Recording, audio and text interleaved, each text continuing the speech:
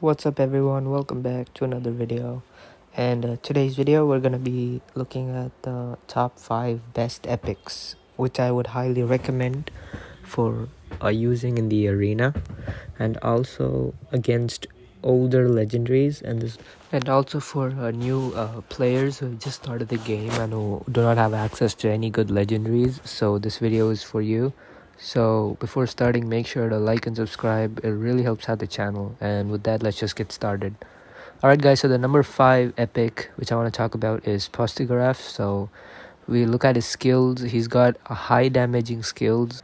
And you look at me doing the current move right now, which gives dark and magic weakness in the same move. So the next time Postigraph attacks, it'll be super effective. So hence it'll do more damage. Now right now the magic attack is stronger there, and its power output is insane, which is 65, which is really high. And apart from its high damage output, it also has good area damage with curses. So we can use them as an attacker, you can use them as a cursor, you can use them for a lot of stuff. And when we take a closer look at his attacks, you can see heavy damage, moderate damage, area damage, nightmares, poison, and very heavy damage as well, with not that much of high for cooldowns and access to dark and magic weakness, so he can do a ton of damage.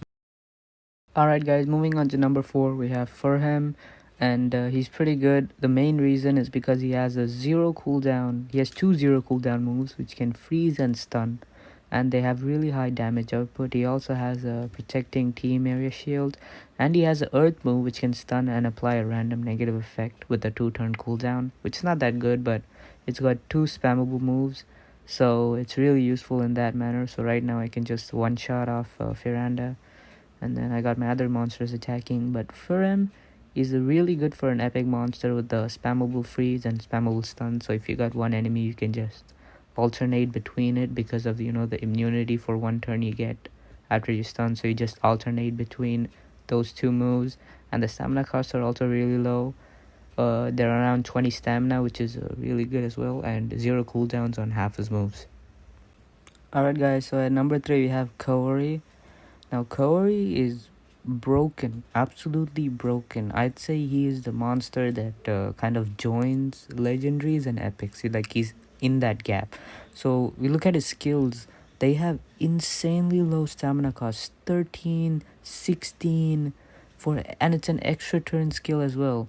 You see it's got a bleed and sunburn skill right now, which I do with extra turn. Then it has a extra turns heavy thunder damage skill. I'm gonna do that, and then we have a massive light damage skill. So before that I can do Be Water, which gives immunity to freeze, water protection, and damage boost, and an extra turn.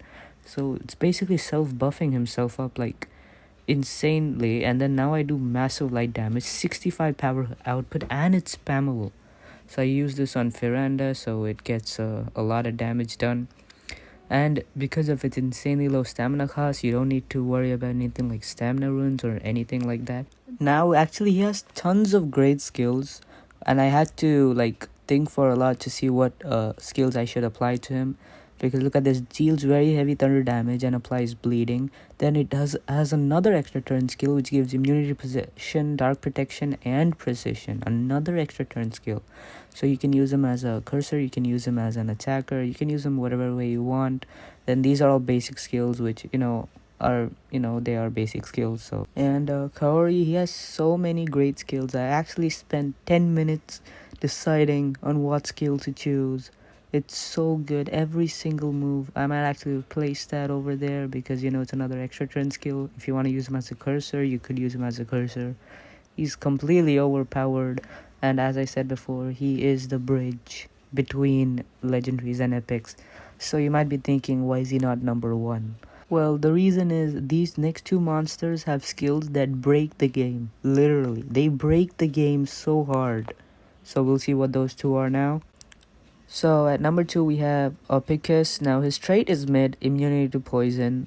So I'll tell you why he's number 2 on the list so far. So let's just start off this battle. Now we look at his skills. Oh, you gotta look at his skills here. First skill, moderate damage and bleed. It's spammable. It's good. It's whatever. I mean, it can curse. Second, it can poison. The same skill as Oracle Protector, same damage output, but it can poison. So it can poison and bleed. So I guess it's a good cursor so far. Then it's got an Area Nightmare skill. So it's good cursor. So why is it so high on the list? Well, it's because of this move, Delphi Guardian, low dark damage and possess. Area, possess, and not just possession, mega possession. This is one of the few monsters to ever exist with mega possession. Even legendaries and mythics, it's super rare to find this. So I'm gonna do this here. So basically for 6 turns, your enemies can't do anything. 6 whole turns. And it's only a 2-turn cooldown skill. So anyway, right here, it's only 2-turn cooldown, so which is absolutely broken. It was broken to the point where people would discuss on forums that maybe I should use this against legendaries. Maybe I can use this in the legendary meta. People were like, when legendaries were a thing before mythics, people would think of putting this guy on their team. That's how broken he is. And second wave, the Delphi Guardian move has recharged again because of only of its 2-turn cooldown. So I go in again with Mega Possession, and they're paralyzed for 6 turns. It's completely broken. It's completely broken. The first monster that comes to mind with Mega Possession other than this is Nahane, a cosmic monster. But its Mega Possession gives the ally team freeze. So it freezes our own team at the cost of Mega Possession. This has no drawbacks. Very low cooldown, very low stamina cost, which makes it insanely broken. And that's why it's number 2. Alright, so now for the best epic, Nautilus 1. Well, its trait is immune to freeze, but we'll start off why it's so OP. This monster, okay, wait, let's let Rabidus attack real quick. What can I do? Fast attack, I guess. Yeah, fast attack and then lightning storm. Okay, now this guy is broken right here on his attacks. So now I'll tell you why. He's got a single with 1-turn cooldown freeze. He's got an area freeze, which is already really good for epic.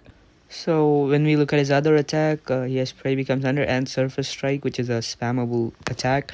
Now his main attack, Prey becomes Hunter, may apply Metal Weakness and gives 1 extra turn. Now this is not 1 extra turn like normally, like fast attack. It's 1 extra turn for each enemy targeted. So there's 3 guys here, let me use it, and 3 extra turns over there. So this is not a normal move. The Prey becomes Hunter, it gives you 1 extra turn for each enemy targeted. So because of that, I've got 3 extra turns here. So I have 3 extra turns to myself, and I can just go here, and it's only a 3-turn cooldown. So after this and after these 3 turns, I should be good to go. So after these 3 turns are done, the other team attacks, and then I'll have another 3-turn cooldown to spam. Now the problem is here is if there's only 2 enemies, it'll only give 2 extra turns. If there's only 1 enemy, it'll only give 1 extra turn.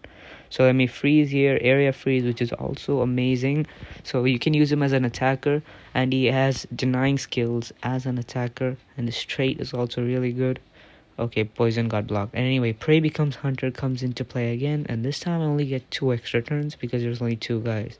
So this skill completely breaks the game, and there's not a single monster which can get 3 extra turns without any drawbacks, or unless it is a special. This is the only monster which can do that with such a low cooldown. And since it also has freeze, AoE freeze, and extra turn skills, it completely breaks this monster. So this is what, guys, makes it the best epic monster in Monster Legends.